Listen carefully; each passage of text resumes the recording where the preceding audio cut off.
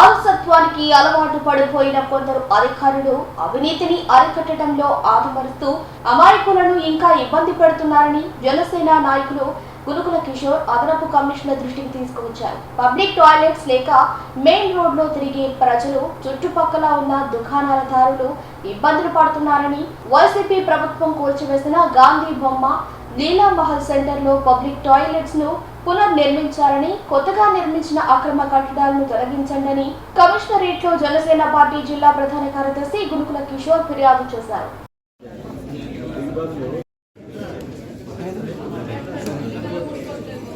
ఆలసత్వానికి అలవాటు పడిపోయిన అధికారులు అవినీతిని అరికట్టడంలో ఇంకా ఆలోచిస్తున్నారు.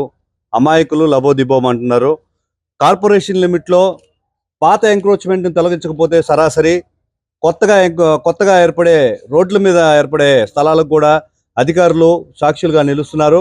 2023 ఎలక్షన్లప్పుడు స్థానికంగా ఉన్న వడ్డేపాలెంలో ఉన్న షాపింగ్ కాంప్లెక్స్ కట్టుకున్న ఒక సామాన్యుడికి కాలం మీద ర్యాంప్ వేసుకోనికుండా స్థానికులు అడ్డుకట్టగా వేయడంతో ఆ రోజు కొంత చొరవ తీసుకొని ర్యాంప్ వేయడానికి మేము సహకరించాం.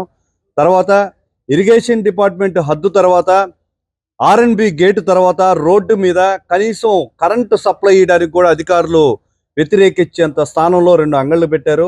దానికి అధికారులు చోద్యం చూస్తూ గమ్మున్నారు. గతంలో కమిషనర్ గారిని కలిసి అక్రమంగా సంవత్సరం లోపల ఏర్పడిన కట్టడం కాబట్టి పక్కనున్న పేదలు ఎప్పటి నుంచో ఉన్నారో వాళ్ళని తర్వాత సంగతి చూస్తాం, కొత్తగా ఎంక్రోచ్మెంట్ రోడ్డు మీదకి రానియకూడదని చెప్పి కమిషనర్ గారికి చెప్తే ఒకసారి అధికారులందరూ వెళ్ళారు. R&B అధికారులు సూచించారు, ఇరిగేషన్ డిపార్ట్మెంట్ వాళ్ళు సూచించారు, కరెంట్ డిపార్ట్మెంట్ వాళ్ళు రోడ్డు మీద ఉన్న కొట్లకు మేము కరెంటు సప్లై ఇవ్వమని కూడా వ్యతిరేకించారు. కానీ ఇంకా అధికారులు మీనమేషాలు లెక్కిస్తూనే ఉన్నారు. మేము దగ్గరగా ఉండి ఈ షాపుకు సంబంధించిన కనీసం ఒక అఫిషియల్ పేపర్ చూపించండి, ఏ అధికారం లేకుండా కన్స్ట్రక్షన్ ఎంత ధైర్యంగా చేశారని మేము ఎంత నిలదీసినా కూడా ఆక్రమణలు తొలగించలేకపోతున్నాం. పోలీస్ ఫోర్స్ పెట్టుకొని ఆ ఆక్రమణలు ఏవైతే ఉన్నాయో తొలగించాలని, లేకపోతే సామాన్యులకు రక్షణ ఉండదని ఈ సందర్భంగా జనసేన పార్టీ తరఫున తెలియజేస్తున్నాను. మున్సిపల్ శాఖ మంత్రులు పొంగూరు నారాయణ గారికి, రూరల్ ఎమ్మెల్యే శ్రీధర్ రెడ్డి గారికి దృష్టికి కూడా తీసుకెళ్లి ఆక్రమణలు తొలగించి ఎంట్రన్స్కి అడ్డంకుగా ఉన్న ఈ దురాక్రమణలను ఖచ్చితంగా కూలదోసే వరకు కూడా జనసేన పార్టీ తరఫున మేము పోరాడతామని చెప్పి తెలియజేస్తున్నాను. ఇంకో విషయం ఏంటంటే, సులభ్ కాంప్లెక్స్లు గత 10-15 సంవత్సరాల తర్వాత గాంధీ బొమ్మ సెంటర్లో ఒక సులభ్ కాంప్లెక్స్, ఆ పైపెచ్చు లీలామాల్ సర్కిల్లో ఒక సులభ్ కాంప్లెక్స్ లాంటిది ఉండేది యూటిలిటీకి.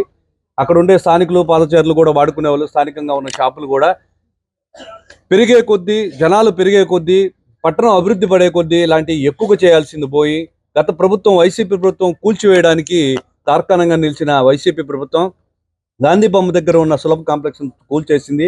అది ఎందువల్ల కూల్చేసిందో తెలియదు. అదేవిధంగా లీలామాల్ కాడ కూడా రిమూవ్ చేయడం జరిగింది. అక్కడ ఉన్న స్థానికులు ఎవరైతే ఉన్నారో షాపుల వారు, వాళ్ళందరూ కూడా దాదాపు 150 మంది సంతకాలు పెట్టి మాకు ఇక్కడ సులభ కాంప్లెక్స్ యొక్క అవసరత ఉందని జనసేన పార్టీని ఆశ్రయించడం జరిగింది. దాన్ని రెన్యువల్ చేయాల్సిందిగా ఈరోజు కమిషనర్ గారిని కోరాము. అందుబాటులో లేకపోయేతలకి డిప్యూటీ కమిషనర్ గారిని కలిసి ప్రస్తావించడం జరిగింది. సులభ కాంప్లెక్స్ల ఏర్పాటుకు ఈ పబ్లిక్ యూటిలిటీకి ఇబ్బంది లేకుండా జరిగేటట్టు చూస్తాం. ఏడ దోవుతున్నాడో ఆయనకే తెలియదు. ఇంట్లో పెళ్ళాం బిడ్డలకే న్యాయం చేయలేని ఒక మూర్ఖుడు దేశం కాదు ప్రపంచ వ్యాప్తంగా ప్రఖ్యాతి పొందిన పవన్ కళ్యాణ్ గురించి మాట్లాడుతుంటే నిజంగా హాస్యాస్పదంగా ఉంది. ఆ దిక్కుమాల భాష, దిక్కుమాల ప్రవర్తనకి ఆల్రెడీ ప్రజలు మీకు బుద్ధి చెప్పారు. ఎమ్మెల్సీ పదవి ఉన్నట్టా లేనట్టా అంటున్నట్టు ఊగుతుంది. నోటికొచ్చినట్టు మాట్లాడితే ఇప్పటికే ఒక నోటి దూల వ్యక్తి దాని తాలూకు ప్రతిఫలం అనుభవిస్తున్నారు. ఖచ్చితంగా మూల్యం చెల్లించాల్సిందే. నీ నోటికొచ్చినట్టు మాట్లాడి కనిపించుకుంటా పోతే ఒప్పుకునే సమస్య లేదు. జన సైనికుల దాడికి గురవుతారని మరొకసారి జనసేన పార్టీ తరఫున తెలియజేస్తున్నాను. 50 కోట్ల రూపాయలు ప్రతి నెల తీసుకుంటున్నారని నిరూపించగలిగే మొగడు అయితే ఈరోజు ఖచ్చితంగా మీరు మీడియా ముందుకు వచ్చి మాట్లాడాలి. నోటుకొచ్చినట్టు మాట్లాడడం, ఆనా కొడుకులు, ఈనా కొడుకులు, సిగ్గులేని జన్మ ఏంటండి? ప్రభుత్వ ప్రతినిధులుగా, ప్రజాప్రతినిధులుగా నోటుకొచ్చినట్టు మాట్లాడే దుర్భాషను ముందు ఖండించాలి. తక్షణమే వీళ్ళని పోలీసు అధికారులు నియంత్రించాల్సిన అవసరం కూడా ఉంది. దాని విధంగా కూడా చట్ట శాసనాలు కూడా తీసుకురావాల్సిన అవసరం ఉంది. పబ్లిక్ గమనించే ఒక నాయకుడు మాట్లాడాల్సిన భాష కాదు. అందున పిల్లలు ఉన్న ఒక వ్యక్తి విడాకులు తీసుకోకుండా ఒక అశ్లీల ప్రవర్తన కలిగి ఉన్న వ్యక్తి ఇటువంటి భాష మాట్లాడడం హేమైన చర్య. ఖచ్చితంగా కూడా దీన్ని ఖండిస్తున్నాం. మరొకసారి ఎవరైనా కూడా నోటుకొచ్చినట్టు మాట్లాడితే సిద్ధాంతపరంగా మాట్లాడండి, ఎంత దూరమైనా మేము సిద్ధంగానే ఉన్నాం. ఎన్నికల ముందు ఎంత అభిమానం అయితే పవన్ కళ్యాణ్ గారికి ఉందో దానికి 10 రెట్లు పెరిగింది. ఈ రోజు ఎలక్షన్లు కనుక జరిగినాయి అంటే 21 కాదు 210 స్థానాలైనా గెలిచే స్థానంలో జనసేన పార్టీ ఉంది. దాన్ని నిర్దేశించడానికి మీకు అర్హత కూడా లేదని మరొకసారి తెలియజేస్తున్నాను. జనసేన పార్టీ ప్రజల ఆదరణకు చేరువై 11వ ఆవిర్భావ సభ 10వ ఆవిర్భావ సభలో పవన్ కళ్యాణ్ గారు చెప్పినట్టు ఈసారి గెలిచి ఆవిర్భావ సభకి చేసుకుంటామని చెప్పి పిఠాపురంన చిత్రాలలో జరుగుతున్న జనసేన ఆవిర్భావ సభకి ఎవరైనా రావాలనుకుంటే జిల్లా కార్యాలయానికి సంప్రదించే ప్రయాణానికి తగు ఏర్పాటు చేస్తామని చెప్పి అందరం కలిసి చేసుకుందామని చెప్పి జనసేన ఆవిర్భావ సభకి ఆహ్వానం పలుకుతున్నాను.